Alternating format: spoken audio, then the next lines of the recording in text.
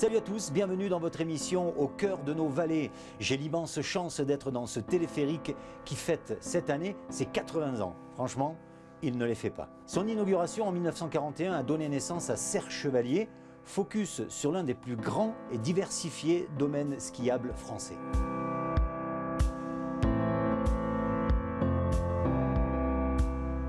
À mes côtés sur ce plateau, David Chabanal, vous êtes directeur de l'office de tourisme ici à Serre Chevalier. Bonjour.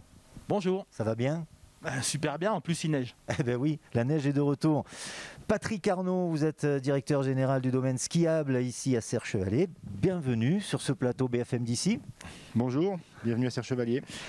Et Élodie Oudot, vous êtes directrice d'exploitation des grands bains de Monnetier-les-Bains. Merci d'être avec nous également sur notre plateau BFM d'ici. Merci à vous. David, on skie à Serre Chevalier depuis à peu près 80 ans, c'est ça ? Oui. Est-ce que vous pouvez nous faire un retour sur l'historique de ce domaine jusqu'à aujourd'hui ? Ça commence par le 15-9, le régiment d'infanterie alpine, qui a créé une école du ski français. Vraiment, la région du Briançonnais est pionnière pour le ski en France, tout simplement. Et puis, dans les années 30, naît un projet très ambitieux, très innovant, pour créer, depuis la vallée, double remontée, un double téléphérique. C'était vraiment quasiment un record à l'époque et parmi les plus grands téléphériques du monde, pour atteindre depuis Chantemer la crête du Serre Chevalier, cette belle montagne qui avait été identifiée pour toutes les Alpes du Sud comme un massif exceptionnel et naturel pour le ski. Ensuite, inauguration, d'où les 80 ans cette année, le 21 décembre 1941. Après-guerre, c'est le développement dans toute la vallée, donc à Saint-Chaffray, à la Salle des Alpes et au Monnetier-les-Bains, progressivement des écoles de ski, des différentes remontées mécaniques. On passe les années, c'est la grande époque des débuts du ski, années 60 et années 70. On arrive dans les années 80, 1984, une date très importante. La création avec la liaison directe avec le Monnetier-les-Bains du Grand Serre Chevalier. Puis en 1989, création du secteur du ProRail où on relie la ville de Briançon, une ville à la montagne, mais directement en accès sur le domaine skiable. Et puis voilà, on arrive à aujourd'hui un domaine leader des Alpes du Sud, on le dit, on en est fier, mais tout simplement un grand domaine français et international avec, on parle plus en kilomètres de piste, mais un des plus grands domaines reliés ski au pied, 80% du domaine à plus de 2000 mètres, une qualité de neige, du panorama, du ski dans les mélèzes. Voilà ce qui fait de Serre Chevalier un domaine toujours innovant et référent. Alors, privé depuis la crise sanitaire, les skieurs sont, j'imagine, sur les starting blocks. Quelles sont les offres proposées par le domaine pour répondre aux attentes de nos amis skieurs ? Et c'est vrai que... Mais pas que. Pas que. C'est vrai que tout le monde a faim de ski, a une très forte envie de ski. Et j'ai envie de dire tout simplement, parce que c'est ça qu'on nous demande, et c'est ce qu'on propose à partir de l'ouverture complète de ce week-end et jusqu'au 24 avril, c'est tout simplement un produit ski exceptionnel, belle quantité de neige et le soleil, puisque c'est aussi une de nos qualités dans le Briançonnais. Mais au-delà, on a également l'offre de ski nordique, qui n'est pas tellement connue pour la vallée de Serre Chevalier, mais qui pourtant est très qualitative, très intéressante et qui vient compléter cette offre. C'est ski de fond, ça. Ça, c'est le ski de fond. Effectivement, la raquette, la découverte de la nature montagnarde et hivernale autrement.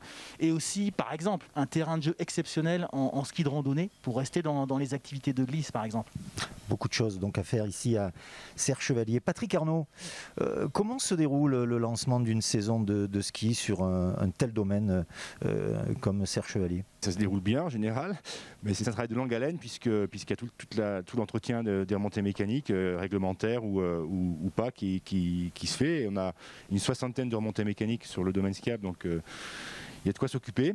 L'entretien de tout le matériel de sécurité, évidemment, l'entretien de toutes les dameuses. Et puis après, à partir du mois de septembre, on commence à monter en pression pour rééquiper les appareils, faire tous les essais réglementaires.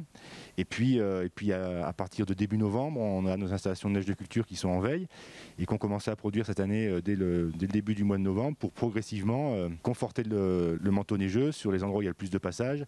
Et puis imaginer aussi des situations qui pourraient être compliquées, dans lesquelles on n'est pas cette année, heureusement, avec pas beaucoup de neige naturelle, pour être sûr d'être prêt en temps et en heure. Et ça a été le cas puisqu'on a ouvert dès le week-end dernier, premier week-end de décembre, comme d'habitude, avec beaucoup de skieurs qui étaient au rendez-vous. Et comme le disait David, on voit que les gens ont envie de skier.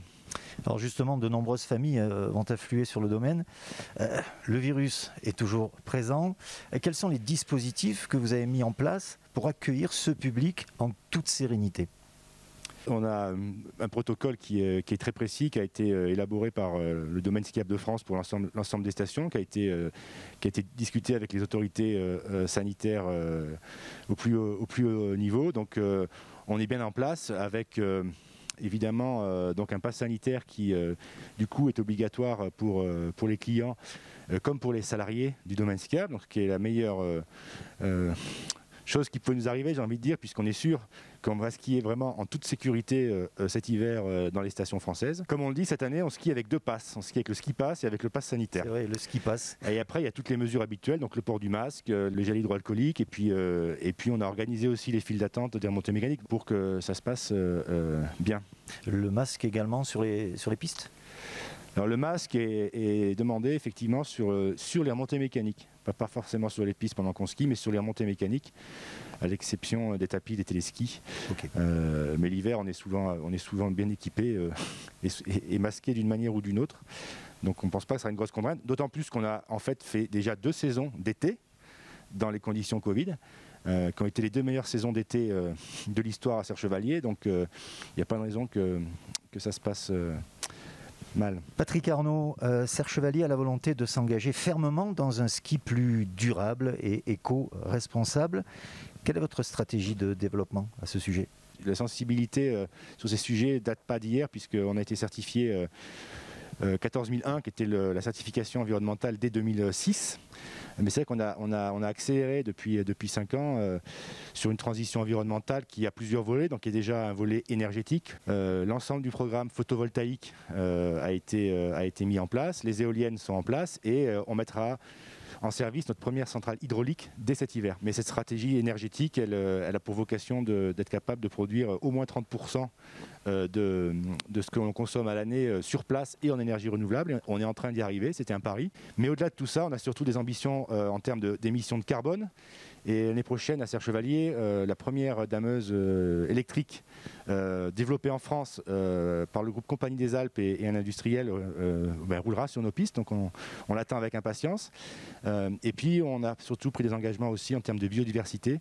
Donc on a un partenariat avec laboratoire à Gap pour utiliser des graines locales pour réensemencer. Et puis on va limiter au strict minimum les aménagements à l'avenir, de façon à avoir un bilan en termes de biodiversité qui soit positif. Élodie Oudot, entre 2 descentes, on peut venir se faire plaisir et du bien au Grand Bain de Monnetier. Présentez-nous un petit peu l'établissement et ses activités. Oui, on a la chance d'avoir au village du Monnetier une source d'eau naturellement chaude qui sort à 44 degrés et qui est refroidie pour nos bassins. On a une grosse structure avec des bassins intérieurs, extérieurs, des jacuzzis et l'eau en général est à 36 degrés dans les bassins.